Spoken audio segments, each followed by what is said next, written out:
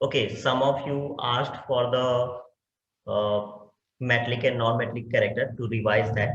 So we can do that as well, metallic and non-metallic character.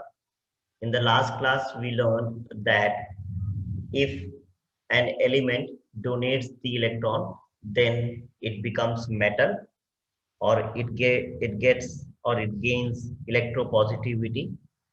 Electropositivity मिलता है उसे, ठीक है? Because it is donating electrons. Or if an element takes the electrons, take, okay, it takes the electrons, gain करता है, तब वो क्या कहलाता है? इलेक्ट्रोनेगेटिविटी, बिकॉज उससे डेट होता है, तो नेगेटिव चार्ज आता है, तो electronegativity, we call it electronegativity, and that is a property of non metals. That is a property for non-metals as non-metallic character. Non-metallic character. Non-metallic character, because metallic character property is tendency to lose the electrons. Metallic character property is tendency to lose the electrons. Okay, tendency to lose the electrons. Tendency to lose the electrons. Okay, and non-metallic property is tendency to accept the electrons. Tendency to attract. Tendency to attract the electrons. Okay, so metallic is tendency to lose the electrons, and non-metallic is tendency to attract the electrons. So when a attract कौन सा element करेगा? जो which is taking, and that is known as non-metal. उन्हें non-metals बोलते हैं. They get the electronegativity. Okay, they get electronegativity. तो ये हुआ metallic और non-metallic character of an element. Tendency to lose electron is metallic. Tendency to attract the electron is non-metallic.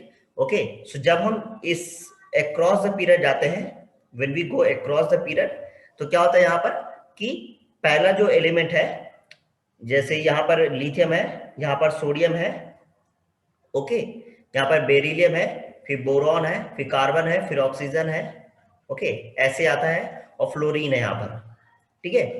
तो यहाँ पर क्या है कि ये जो लिथियम का एटॉमिक नंबर है 3, समझना, लिथियम का एटॉमिक नंबर है 3, तो उसका इलेक्ट्रॉनिक कॉन्फ़िगरेशन क्या होता है? 2,1. तो उसको सिर्फ एक इलेक्ट्रॉन लूज करना है.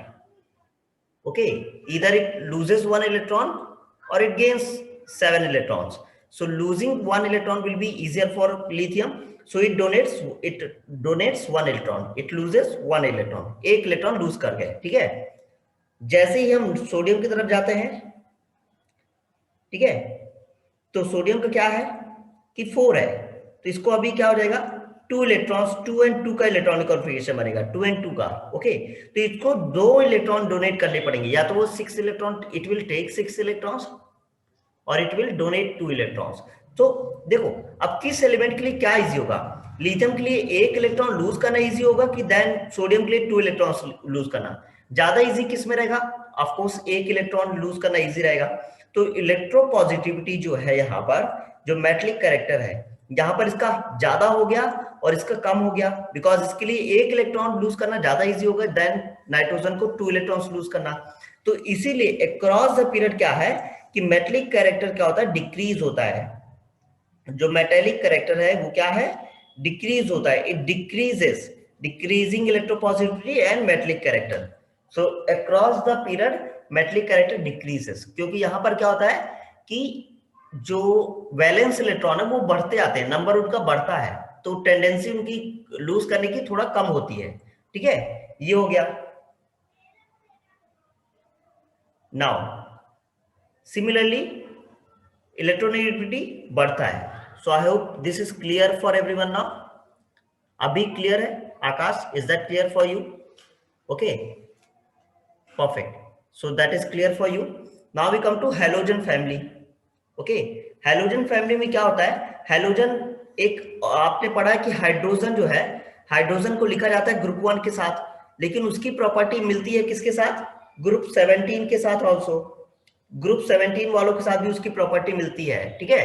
And that is fluorine, chlorine, bromine, okay, bromine, iodine, okay, astatine, I think, AS. Okay, this is the family. This is a group 17. This is group 17. और ये group 17 क्या है? नॉन मेटल्स हैं.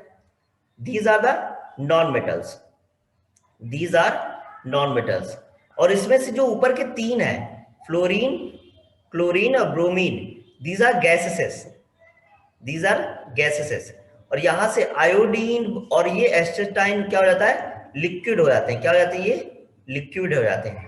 तो ये इनका प्रॉपर्टी चेंज होता है. Now hydrogen has a similar property, और these are the reactive non-metals. These are the very reactive non-metals. Generally non-metals reactive कम होते than the metals. Okay, these are the very reactive non-metals. And इनका property क्या है कि ये acidic compound बनाते हैं. Acidic, okay, acidic बनाते हैं. ठीक है, बेस एसिडिक ऑक्साइड बनाते हैं ये, और ये सॉल्ट फॉर्म करते हैं. एसिडिक मतलब सॉल्ट से रिलेटेड है. दैट्स वाई सॉल्ट मतलब, तो जो एक हेलोजन जो ग्रीक वर्ड है, halogen is a Greek word. Okay, तो हेल जो मतलब होता है, यहां पर लिखता हूं मैं, हेलोजन में HAL जो है, दिस मीन्स होता है सॉल्ट. जेन का मतलब होता है, हेलोजन मतलब जेन मतलब होता है प्रोड्यूस करना. तो सॉल्ट प्रोड्यूसिंग एलिमेंट्स हैं, that's why they are called as halogen. That's what they are called as halogen. That's why their name is given as halogen family. So fluorine, chlorine, bromine, iodine, astatine, okay, these are all halogen family elements. These are all halogen family elements because they produce the salt on reaction, chemical reaction mein they produce the salt. Okay, so I hope that is clear. And also they are the non-metals, they are the diatomics. देख सकते हो यहाँ पर Cl2, Br2 और यहाँ पर I2B, तो they are the diatomic elements also. तो इनको मैं आगे बताऊंगा डायटोमिक, मोनोटोमिक क्या है, एटोमिसिटी क्या है, but for now I hope this is clear. So is this clear guys? I will quickly take a response and will go ahead then. Is this clear for everyone? Lakshmi, is that clear, since you asked for this? Okay, perfect. We'll go ahead now. I'll quickly share my screen again. And